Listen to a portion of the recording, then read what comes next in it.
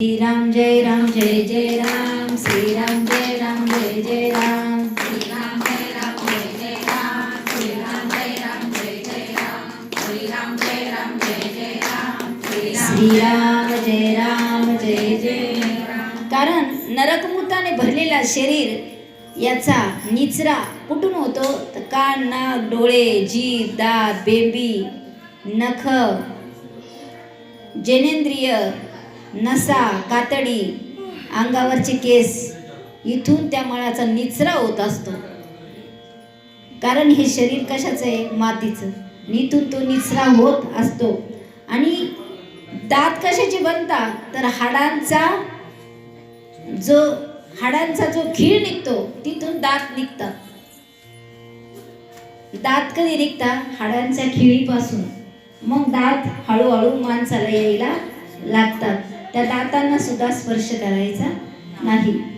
ज्याप्रमाणे सूर्याकडून प्रकाश मिळून लोक व्यवहार करण्यासाठी समर्थ होतात, त्याचप्रमाणे देहातील आत्म्यापासून सत्ता प्राप्त करून सर्व वायू आपापले कार्य करतात. गरुडा, मानवी शरीराचे दोन भाग पडतात. पहिला भाग आहे शरीर आणि दुसरा भाग आहे पारमार्थिक. व्यावहारिक शरीरात 300 कोटी रोम, 7 लाख केस आणि 20 लाख नखे असतात. अरे विनीता पुत्र गरुडा, सर्वसाधारणपणे देहात 32 दात असतात. 4000 तोळे मांस आहे. मांसाची किती संख्या झाली? 4000 तोळे. 400 तोळे रक्त आहे शरीरामध्ये. मेद म्हणजे चरबीचं प्रमाण 40 तोळे. 28 तोळे लहान लेकराचं. मोठ्या माणसाचे जवळजवळ 48 तोळे. एवढं माणसाचं मांस आहे. आणि त्या माणसाला बघूनच मनुष्य झुलत असतो. तो माझी भक्ती करत नाही. आणखी असे प्रमाण आहे की पुरुषाचं शुक्र पुरुष वीर्य गुडघ 2 गुडव अर्धा प्रस्थ असून स्त्रीचे रजद्रव्य 1 कुडव असते. हाडाची संख्या या शरीरामध्ये 360 आहे अशी गणती सांगितली आहे. आणि मनुष्य रात्रंदिवस त्या शरीराला बघून स्वतःच बेडकासारखा फुगून जात असतो. अचानक जर माझं बोलावणं आलं तर त्याचा आत्मा मी घेऊन जातो आणि ते शरीर वृक्षासारखं खाली कोसळून पडतं. सूक्ष्म व स्थूल अशा दोन्ही जातीच्या मिळून कोट्यवधी नाड्या सर्वत्र पसरलेल्या आहेत.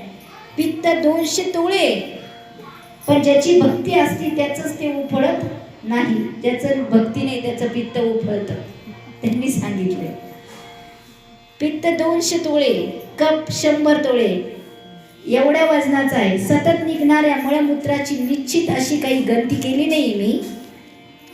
मनुष्य जितकं खाईल तसं त्याप्रमाणे ते असणारे. व्यावहारिक शरीर या गोष्टीने हे सर्वत्र पसरलेलं आहे. पारमार्थिक शरीरात त्या माणसाला खाण्यापेक्षा नामाचीच भूक लागलेली असते. त्यामुळं त्याचं खाणं कमी असतं.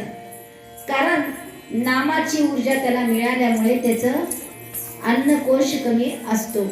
14 भुवने सर्व 14 भुवने असून सर्व दिव्य पर्वत, सर्व द्वीपे, सप्त समुद्र, सूर्यासहित सर्व ग्रह इथे भरलेले आहेत. या शरीरामध्ये संपूर्ण ब्रह्मांड आहे. या पारमार्थिक देहात 6 चक्र आहे. या ब्रह्मांडात जेवढे म्हणून गुण वर्णिलेले आहे ना तेवढे या शरीरात दिलेले. परंतु मनुष्य ते बघत नाही. बाहेरच्या विषयांच्या नादी लागतो. त्या सर्व गुणांवर योगी धारणा करतो आणि आपलं विराट रूप धारण करतो. पण मनुष्याला ते कळत नाही. या देहात पायाच्या तळव्याखाली तल आहे, पावलात वितल आहे, गुडघ्यात सुतल आहे आणि मांड्यांमध्ये महातल आहे. नितंब स्थानी तलातलात मी आहे. अरे प्रत्येक मनुष्याच मीच आहे. पण मनुष्य मलाच विसरलेला आहे. ओम नमो भगवते वासुदेवाय. ओम नमो भगवते वासुदेवाय. ओम नमो भगवते वासुदेवाय. ओम नमो भगवते वासुदेवाय. पुढे नाभीमध्ये भूलोके, नाभीवर भूर्लोके आणि हृदयात स्वर्ग आहे. कंठात महर्लोके, मुखस्थानी जन्म लोके, कपाळात तपोलोके आणि टाळूमध्ये सत्यलोके. म्हणून कुणाशी बोलताना शब्द जपून वापरावे.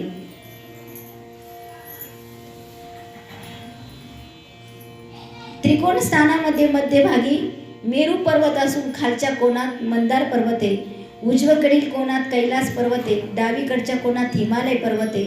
तो त्रिकोण अधोमुख असून वरच्या रेषेवर निषेध पर्वत आहे. उजव्या बाजूच्या रेषेवर गंधमादन आणि डावीकडील रेघेवर रमणांचल आहे. 7 पर्वत पारमार्थिक देहात आहेत. 7 द्वीपांची स्थानं आहेत. हाडात जंबूद्वीप आहे. मज्जामध्ये शांकद्वीप आहे. मनुष्य तीर्थयात्रा करत फिरतो, परंतु त्याच्या देहातच मी आहे. अनेक संतांनी मला त्यांच्या देहामध्येच शोधले, पण मनुष्य तीर्थयात्रा करून मला शोधायला जातो. माणसांमध्ये कुशद्वीप असून शिरांमध्ये क्रौंच द्वीप आहे. कातडीमध्ये शाल्मली द्वीप आहे. केसांमध्ये गोमेद आहे आणि एक द्वीप आहे असं त्यांनी सांगितलं आहे. श्री कृष्ण गोविंद हरे मुरारी, हे नाथ नारायण वासुदेव. श्री कृष्ण गोविंद हरे मुरारी, हे नाथ नारायण वासुदेव. हे नाथ नारायण वासुदेव, हे नाथ नारायण वासुदेव. हे नाथ नारायण वासुदेव, हे नाथ नारायण वासुदेव. श्री कृष्ण गोविंद हरे मुरारी, हे नाथ नारायण वासुदेव. सप्त पाताळ, सप्त समुद्र हे मनुष्याच्या शरीरातच आहे. क्षार समुद्र सर्व काही या शरीरामध्येच आहे. तरीही मनुष्य इकडे तिकडे फिरत असतो. मी त्याच्या हृदयात असतो, परंतु माझी विष्णू माया त्याला पछाडलेली असते, त्यामुळे त्याला हे जाणवत नाही. भक्ती केली तर हे कळतं, नाही तर कळत नाही. त्यांनी सांगितलं, अक्षर सुद्धा मीच आहे. देहातील रसद्रव्यात दधी समुद्र रक्तात असून स्वादू समुद्र गळ्यातील पड जिभेत सुद्धा मी आहे. ग्रहस्थानी अशी नाद चक्रात सूर्य आहे. बिंदू चक्रात चंद्र. डोळ्यात मंगळ आहे. डोळ्यांमध्ये काय आहे? मंगळ. हृदयात बुध आहे. विष्णुस्थान नाभीत आहे आणि पोकळीत, नाभीच्या पोकळीत शनी आहे. वीर्यकोशात शुक्र आणि मुखात राहू आहे. वायुस्थान फुफ्सात केतू असतो. अशा प्रकारे सगळे ग्रह सूक्ष्म देहातच आहे. तेव्हा संपूर्ण विश्वाचे जर ध्यान करायचं असेल तर मनुष्याने शरीरातच केलं पाहिजे. त्यासाठी प्रथम भल्या पाठी उठावं आणि आसन घालून बसावं आणि 6 चक्रांचे चिंतन करावे. गुरु उपदेश असेल तर आपला तो जप करावा. मनुष्याने जन्मात येऊन गुरु अवश्य करावा. गुरु असेल तरच सद्गती आहे, तशी नाही. किती जणांनी गुरु केलेला आहे?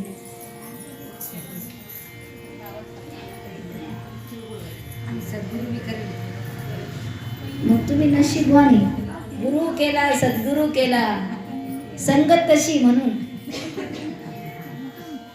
ज्यांनी गुरु नाही केला ना त्यांनी महादेवांना गुरु बनायचं. शिवपुराणात दिलेलं आहे. हा,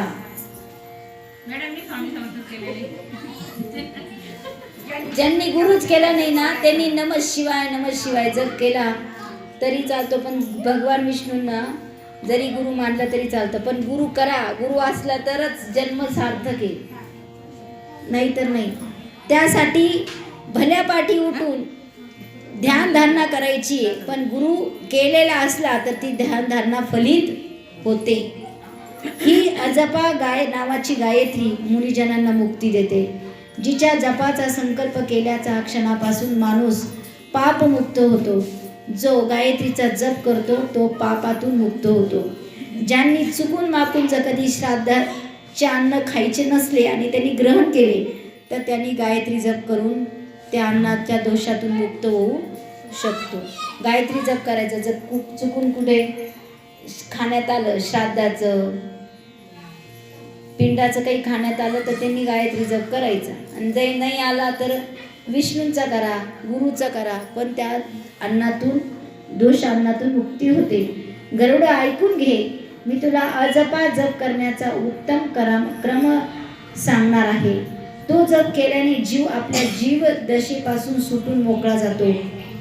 6 चक्रांची नावे अशी आहेत: श्रीराम जय राम जय जय राम, श्रीराम जय राम जय जय राम, श्रीराम जय राम जय जय राम, श्रीराम जय राम जय जय राम, श्रीराम जय राम जय जय राम, श्रीराम जय राम जय जय राम, श्रीराम जय राम जय जय राम, श्रीराम जय राम जय जय राम, श्रीराम जय राम जय जय राम, श्रीराम जय राम जय जय राम, श्रीराम जय राम जय जय राम, श्रीराम जय राम जय जय राम. त्यांनी सांगितलं अजपा जप कसा करायचा. अजपा म्हणजे तुम्ही रात्री झोपताना रामकृष्ण हरी रामकृष्ण हरी रामकृष्ण हरी झोप लागली, सकाळी उठले की परत तेच आठवतं रामकृष्ण हरी रामकृष्ण हरी, त्याला अजपा जप म्हणतात. अजपा कारण मधला जो वेळ आपण झोपलो, आपल्याला असं वाटतं आपण झोपलो, पण त्या झोपेमध्ये भगवंत आपला जप करून घेतात, त्याला अजपा जप म्हणतात. आणि असा जप करायला तुला मी शिकवणार आहे असं विष्णूंनी गरुडाला सांगितलंय. तो कसा करायचा, तर तो असा करायचा की रात्री निद्रा असताना सुरू केलेला आणि सकाळी उठल्यानंतर परत त्याच नावाने आपलं मुख खोलणारा, तो म्हणजे अजपा.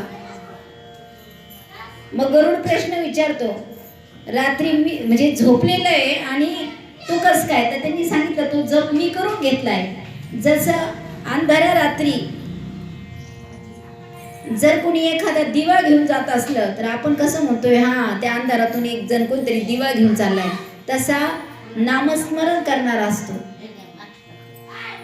तो दिवा घेऊन चाललेला आहे नामस्मरणाचा, त्याला म्हणता अजपा. म्हणजे एक क्षण प्रत्येक श्वास त्याचा जप झालेला आहे. असं जप करणारे कोणते संत होते? तुकाराम महाराज. हा, तुकाराम महाराज. त्यांचे वडील वल्लोबांच्याच पुण्याईनी तुकाराम महाराज झाले. त्यांनी भगवंताला म्हटलं होतं की मला असा पुत्र देई माझा ऐसा गुंडा, त्याचा तिन्ही लोकी झेंडा. म्हणजे क्षणोक्षणी तुझे श्वासासही तो नामस्मरण घेणारा असा पुत्र मला दे. आणि तो पुत्र म्हणजे संत तुकाराम महाराज. आज ती भागवत धर्माची कळस झालेली आहे. ज्ञानदेवे रचिला पाया, तुका झालाशी कळस.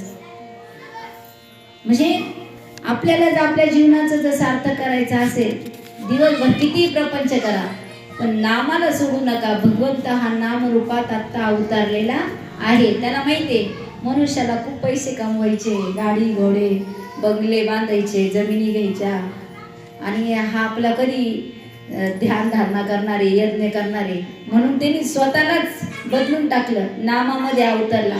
कुठेही घे, गाणीत घे, स्वच्छ जागेत घे, फक्त माझं नाव घे. आणि तो नाव घेणारा मला कसा पाहिजे, श्वासागणित नामस्मरण करणारा अजपा. मग त्यांनी सांगितलं की मनुष्याच्या शरीरामध्ये मूलाधार चक्र आहे, 7 चक्र आहे. मूलाधार, स्वादिष्ठान, मणिपूर, अनाहत, विशुद्ध आणि आज्ञा अशी चक्र आहे. त्यांचे चिंतन क्रमाने लिंग, नाभी, हृदय, कंठ, भुवयांच्या मधोमध आणि 6 ब्रह्मरंध्र आहे. मूलाधार चक्राचा रंग अग्नीसारखा आहे आणि 4 पाकळ्या आहेत त्याला. पाकळ्यापासून काय झालं, व श स अ ब क शिकलो ना आपण, अ आई. हा, मग त्यांनी सांगितलं की व श स कसं झाला तयार, तर 4 वर्ण उत्पन्न झाले या स्वादिष्ट मूलाधार चक्रापासून. स्वादिष्टान चक्रापासून ब झाला, ब भ म र ल य र ल, हे ब सूर्यापासून झाले. आणि मणिपूर चक्रापासून लाल भडक 10 पाकळ्यांचे आहे ते.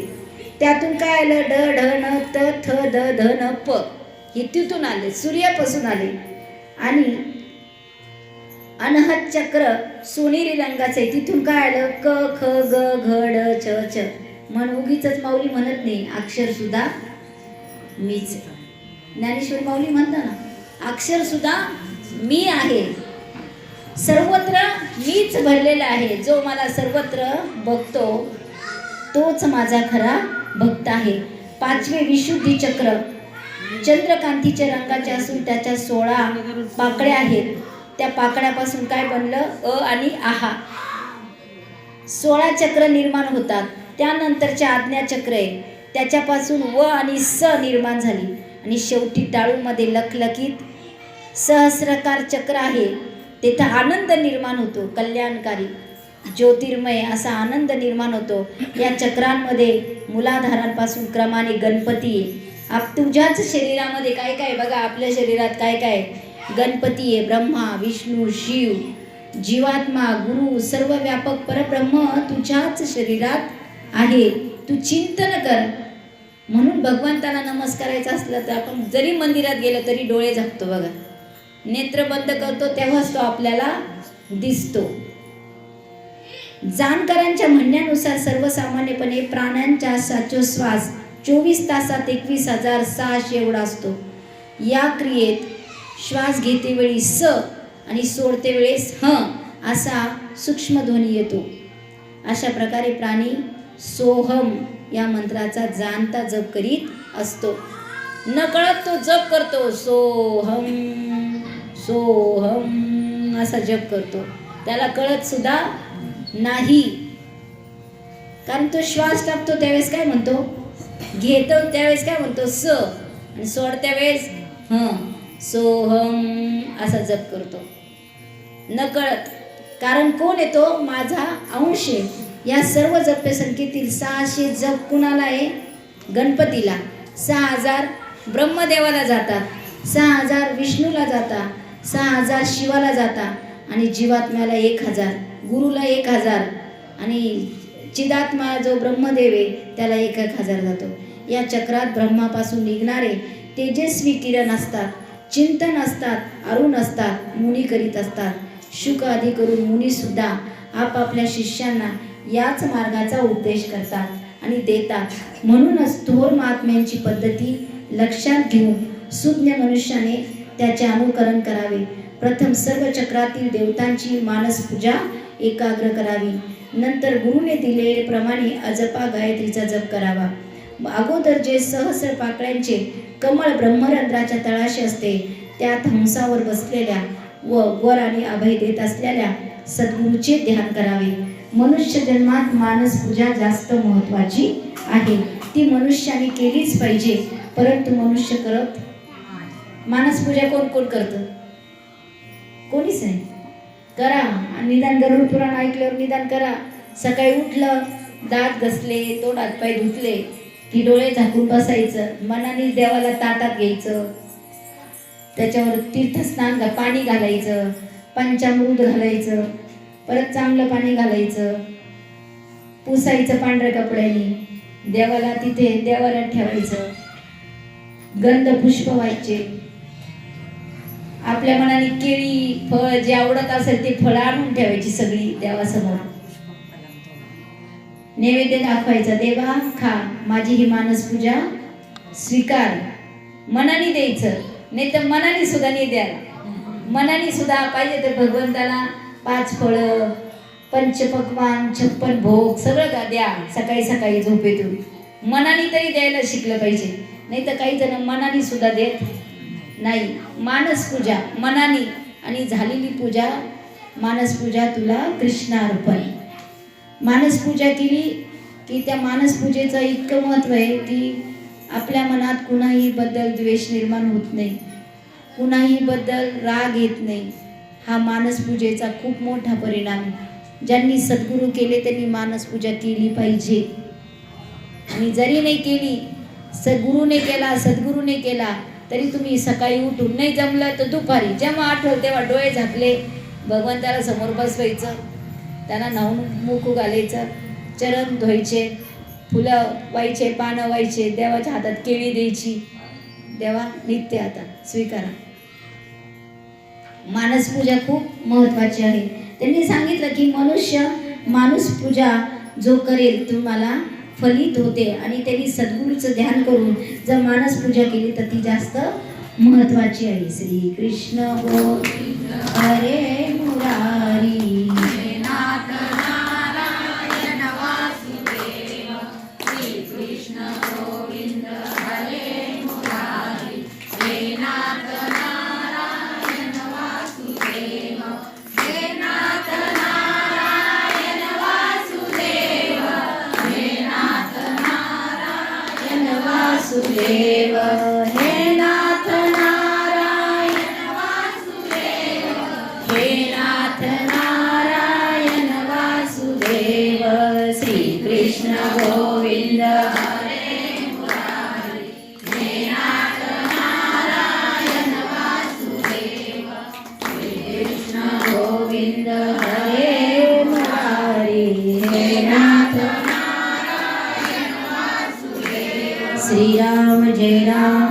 जय जय राम.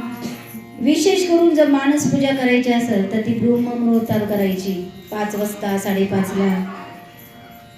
ब्रह्ममुहूर्त कधी असतं? पहाटे 3:20 ते 5:30 पर्यंत. त्या दरम्यान मानस पूजा करायची. आणि सगुण पूजा म्हणजे देवाऱ्यातली पूजा केली तर ती पण चांगलीच आहे, पण मानस पूजा जास्त महत्त्वाची. मनाला स्थिर करते वेळी जसे गुरुने सांगितले आहे तसे तंतोतंत करावे. आपली अक्कल अजिबात तिथं चालवायची नाही. मनाने मानसिक पूजा करताना भगवंताला द्यायचंच आहे, काही कुच्चरपणा करायचा नाही. मनाने द्यायचंय, तुम्हाला काही खरोखर द्यायचं नाहीये, मनाने द्यायचंय. पण ते सुद्धा मनापासून द्या. मनाने जरी दिलं तरी मनापासून द्या. नाही पण मनाने सुद्धा देत नाही ना काही लोक. एवढं मोठं आहे त्यांनी मला खुशीच्या बस राहायचं बाळकृष्ण मला त्या वर्गात मोशी माझ्या बाळकृष्णाला घेऊन जावं. एवढा मोठा बाळकृष्ण आहे त्यांच्यावर. आपली अक्कल अजिबात चालवायची नाही. त्यांनी सांगितले मानस पूजेत भगवंताला इतकं मन उदार करून द्या की तो जगाचा मालक आहे, तो तुम्हाला देणार. तुम्ही तितकं मन मोकळेने द्या. आणि झाल्यानंतर असंच म्हणा की माझं मनरूपी पुष्प तुला मी अर्पण करते, म्हणजे तर त्या मनाला आवडतो घालील. अशा तऱ्हेचा अंतर्याग झाला की बहिर्यागाला आरंभ करावा. मग आपली बाहेरचे कामं करायची. त्यात स्नान संध्यावदन हरिहराची पूजा, मग तो भाग करायचा. आधी मनातली पूजा, नंतर बाहेरची पूजा. आता जे देहाभिमानी शरीरावर असतात ते असणारे बहुसंख्य लोक आहे, ते असं करत नाही. अंतर्यागासाठी मन एकवटू शकत नाही. अंशासाठी माझी भक्ती करणे हाच मार्ग सोपा आहे, कारण तो मुक्ती देणार आहे. याखेरीज ताप साधन योग साधना असे मोक्ष देणारे पुष्कळ मार्ग आहे, पण कलियुगामध्ये भक्ती, माझं नामस्मरण हे जास्त महत्त्वाचं आहे. ब्रह्मदेवासह सर्व जणांनी 3-3दा वेदशास्त्रे तपासून असा निर्णय दिला की यज्ञ याग वगैरे पासून चित्त शुद्धी होते आणि तेव्हा माझी खरी भक्ती घडते. मग कधी त्याची पिछेहाट होत नाही. तेव्हा हे गरुडा जो पुण्यवान असतो तोच असा वागतो. माझ्या भक्तीच्या प्रभावाने सनातन अशी मुक्ती प्राप्त करतो.